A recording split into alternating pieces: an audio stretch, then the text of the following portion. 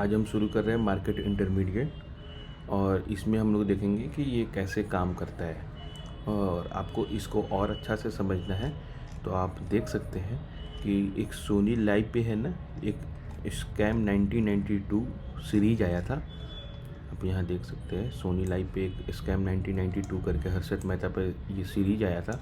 इसके बाद से ही स्टॉक मार्केट काफ़ी बदल गया। तो चलिए हम शुरू करते हैं कि इसमें क्या है। आज हम शुरू करते हैं मार्केट इंटरमीडिएट ओवरव्यू। इसमें हम लोगों ने सेबी को देख लिया था जो हेल्प करती है इफ़िशिएंट मार्केट को मूव करने में।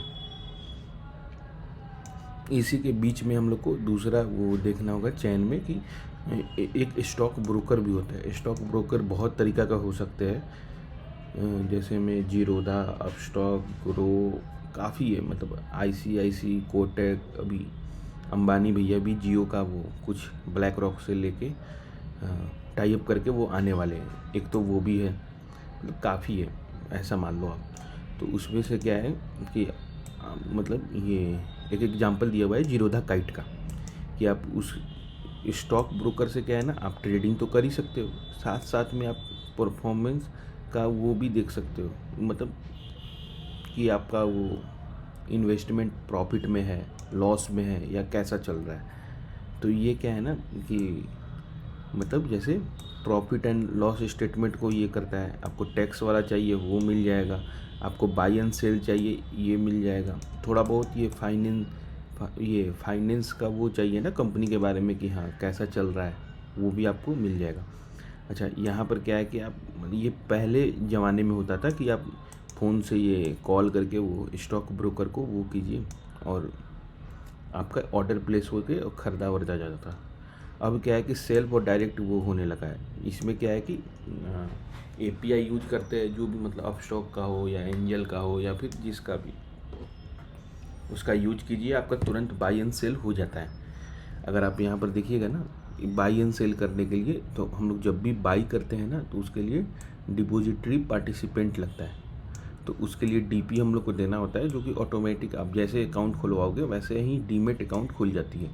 तो इसमें क्या है, जैसे आपने 10 रिलायंस का शेयर खरीदा एग्जाम्पल के लिए, तो 10 रिलायंस का शेयर एक दिन के बाद T+1 होता है। जैसे आज खरीदा तो कल तक में वो आपके डीमेट में आ जाएगी। ऐसे क्या है, एक दिन रुक के आती थी, आप ऐसा मान लो। ये T+1 होता है, एक दिन रुक के ये आ जाती है।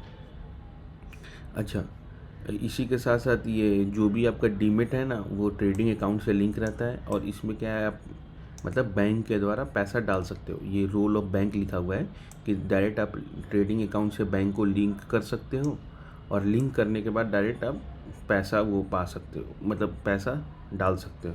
अच्छा, डालने के साथ साथ आपको ये भी ध्यान देना होगा कि यही यही बैंक अकाउंट में ही आपका डिविडेंड या फिर जो भी होगा वो आएगा, क्योंकि ये बैंक अकाउंट आपका ब्रोकर है ना, क्लियरेंस कॉरपोरेशन ऑफ इंडिया को देता है। तो क्लियरेंस कॉरपोरेशन जैसे एनएससी का वो क्लियरेंस ये लिमिटेड है, इंडियन क्लियरेंस कॉरपोरेशन लिमिटेड। ये क्या है ना, ये इंश्योर करता है कि आपका ट्रेडिंग स्टेटमेंट बाई सेल का मैच करे। रिस्क मैनेजमेंट या फिर कोई भी वो ट्रांजैक्शन हो वो मतलब ऐसा नहीं हो कि आप किए हो और ये गायब हो जाए।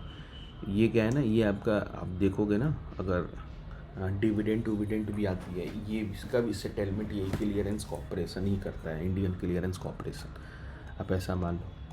अच्छा, जितना भी मार्जिन का ये आप वो करते हो ना, शेयर को गिरवी रखते हो, ये भी सारे उधर ही चल जाते हैं। अगर आपने ठीक से, जैसे आप मान लो कि 100 रुपये का शेयर खरीदे हो, अगर वो उसका भाव गिरते गिरते आप मान लो कि एक बार के लिए 70 रुपये आ गए, अगर 70 रुपये के नीचे जाएगा, अगर आप उतना रुपया आपके पास नहीं होगा ना, तो वो क्या है, क्लियरेंस कॉरपोरेशन को आपका ब्रोकर बोलेगा कि भैया ये शेयर सेल कर दो, और आपका शेयर सेल हो जाएगा। और जो भी स्क्वायर ऑफ होने के बाद जो भी पैसा बचेगा ना, डिफरेंस, वो आपका आपके पास आ जाएगा, आप ऐसा मान लो। तो आप लोग यहाँ पर देख सकते हो ना कि मतलब हम लोगों ने यहाँ पर देखा क्या।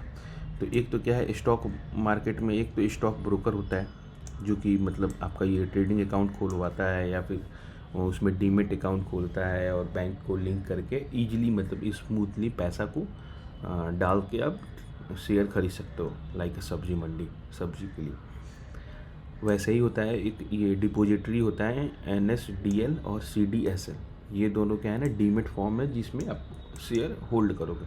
जैसे ICICI का आप देखोगे तो NSDL में जाता है, अब अपस्टॉक का देखोगे तो CDSL में जाता है। ऐसे ही मतलब है का मतलब सबका अलग अलग रहता है, वो आपको चेक करना हो। अच्छा, क्लियरेंस कॉरपोरेशन ये सारा वो सेटलमेंट का ध्यान देखता है। तो क्लियरेंस कॉरपोरेशन का क्या रोल है हम ये देखना चाहेंगे। तो NSE क्लियरेंस लिमिटेड और ICCL जो कि इसी का ही सब्सिडरी है NSE का ही, जिसका फुल फॉर्म होता है इंडियन क्लियरेंस कॉरपोरेशन लिमिटेड। ये क्या है ना, ये कैसे काम करता है हम लोग इसका एक एग्जांपल देखते हैं एक छोटा सा। अब जैसे आप देखिएगा ना बायोकॉन, तो ये क्या है, आप मान लीजिए कि 446 रुपये में लिया गया। तो 446 रुपया का ही जो जैसे मैंने बेचा आपको या ए ने बेचा बी को, तो ए ने बेचा 446 रुपये में और बी ने खरीदा 446 रुपये में। तो ये इंश्योर करना कि ये 446 का ही ट्रेड हो रहा है, तो ये है ना क्लियरेंस कॉरपोरेशन का ही काम है। क्योंकि आप मान लीजिए कि अगर बीच का डिफरेंस होगा तो ये स्टॉक ब्रोकर क्या है ना, ये पहले खा लेते थे।